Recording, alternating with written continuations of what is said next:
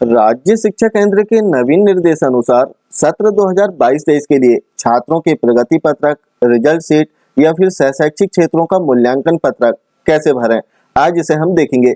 राज्य शिक्षा केंद्र के नवीन निर्देशानुसार इन पत्रकों के नवीन फॉर्मेट आ चुके हैं, जिनके आधार पर आपको इनमें जानकारी दर्ज करना है। इस बार परीक्षा में जो रिजल्ट है 150 अंक प्रति विषय छात्रों के प्राप्तांकों के आधार पर तैयार होगा।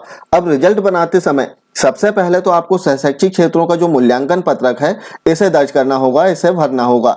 यदि हम सहशैक्षिक क्षेत्रों का मूल्यांकन पत्रक की बात करें तो जैसे लास्ट ईयर हमने फिल किया था, लगभग वैसे ही जो सहशैक्षिक क्षेत्रों का मूल्यांकन या फिर व्यक्तिगत सामाजिक गुणों का मूल्यांकन पत्रक है सेम दिया गया है, जिसमें आपको प्रति माह के आधार पर जानकारी दर्ज करना है और ग्रेडिंग दर्ज करना है और इसका जो टोटल है वो कर लेना है। जब आपका सहशैक्षिक क्षेत्रों का और व्यक्तिगत सामाजिक गुणों का जो मूल्यांकन पत्रक है तैयार हो जाए, इसके उपरांत आपको रिजल्ट शीट तैयार करना होगा। आइए देखते हैं कि नवीन निर्देशानुसार जो रिजल्ट शीट है वो कैसी रहेगी। तो कुछ इस प्रकार से प्राथमिक स्तर की रिजल्ट शीट दी गई है, जो कि आरएसके के द्वारा जो फॉर्मेट जारी किया गया है इसमें बताई गई है, जिसमें सबसे पहले तो आपको छात्रों की जो सामान्य जानकारियां हैं वो दर्ज करना है और इसके उपरांत विभिन्न मूल्यांकनों में छात्रों की जो प्राप्तांक हैं वो दर्ज करना होगा।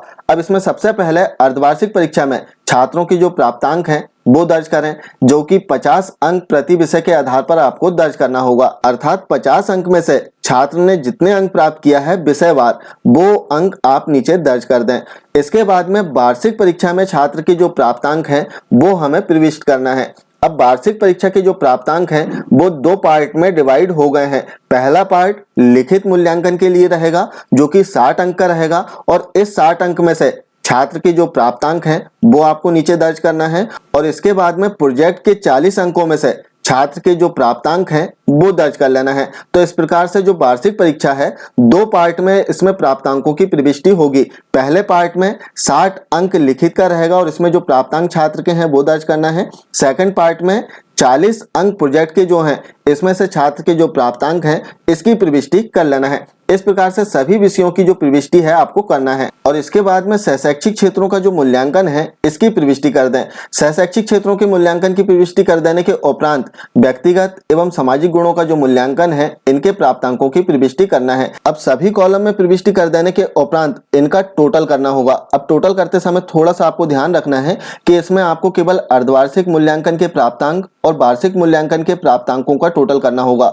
यहाँ 11 नंबर का जो कॉलम है यहाँ से लेकर आपको 25 नंबर का जो कॉलम है यहाँ तक का टोटल करना होगा। आप निर्देश में भी लास्ट में देख सकते हैं क्रमांक 11 से 25 तक का टोटल आपको यहाँ पर कर लेना है और इस टोटल का जो भी ग्रेड आएगा आपको साइड वाले कॉलम में लिख देना है और लास्ट वाले कॉलम में छात्र के कुल उपस्थिति दिवस आपको दर्ज करना होगा। तो इस प्रकार से हमारी जो रिजल्ट शीट है वो तैयार हो जाएगी। प्राथमिक स्तर की रिजल्ट शीट है। इसी प्रकार यदि हम देखें तो माध्यमिक स्तर की भी रिजल्ट शीट दी गई है। अब माध्यमिक स्तर में केवल इतना अंतर है कि इसमें 6 विषय रहेंगे और प्राथमिक स्तर में 4 विषय रहेंगे। तो विषयवार आपको इसमें प्रविष्टि करना है छात्रों की। इसके अतिरिक्त आपकी शाला से संबंधित अन्य और सामान्य जानकारियां हैं जिन्हें आपको ऊपर फिल करना है और जो आपका रिजल्ट तैयार होगा उसका टोटल आप यहां पर कर सकते हैं। इसके पश्चात जब आपने रिजल्ट शीट तैयार कर लिया, अब आपको छात्रों के प्रगति पत्रक तैयार करना होगा। प्रगति पत्रक में यदि आप देखें तो लास्ट ईयर जैसे आपने प्रगति पत्रक बनाया था लगभग वैसे ही प्रगति पत्रक है, जिसमें फर्स्ट पार्ट में जो फ्रंट साइड प्रगति पत्रक का है जिसमें छात्र की सामान्य जानकारी रहेगी और सेकंड पार्ट की यदि हम बात करें तो इसमें ग्रेडिंग हमें दर्ज करना है। ग्रेडिंग में सबसे पहले जो सहशैक्षिक क्षेत्रों का मूल्यांकन है इसकी ग्रेडिंग करते हैं। यहाँ पर ध्यान रखना है कि आपको प्राप्तांक दर्ज नहीं करना है, इसमें ग्रेडिंग दर्ज होती है। प्रगति पत्रक में हमेशा ग्रेडिंग हमें दर्ज करना है।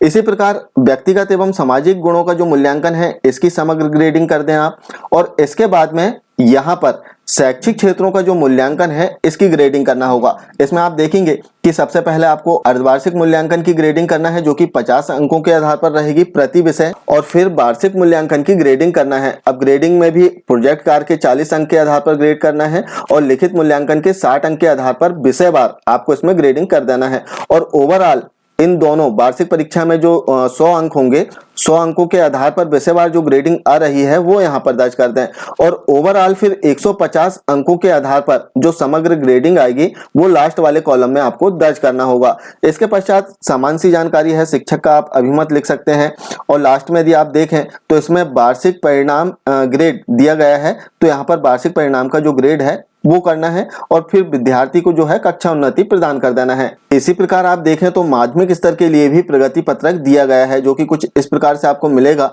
और इसमें 6 विषयों की आपको ग्रेडिंग करना होगा। साथ में जो शैक्षिक क्षेत्रों का मूल्यांकन है वो भी इसमें ग्रेडिंग आपको दर्ज करना होगा। तो राज्य शिक्षा केंद्र के निर्देशानुसार आपको इन पत्रकों में छात्रों के प्राप्तांकों की जो जानकारी है वो दर्ज करना है। साथ ही इसमें बता दें कि छात्रों की जो प्रगति पत्रक, रिजल्ट शीट या फिर शैक्षिक क्षेत्रों का मूल्यांकन पत्रक है, इसे आप वीडियो के डिस्क्रिप्शन बॉक्स से भी डाउनलोड कर सकते हैं। तो पहले आप देख लें कि इसमें जानकारी कैसे दर्ज करना है। ये थी नवीन निर्देशानुसार छात्रों के प्रगति पत्रक, रिजल्ट शीट और शैक्षिक क्षेत्रों के मूल्यांकन पत्रक के संबंध में एक महत्वपूर्ण जानकारी। आशा है जानकारी अच्छी लगी होगी। मिलते हैं कुछ इसी प्रकार की जानकारियों के साथ में नेक्स्ट वीडियो में। तब तक के लिए जय हिंद।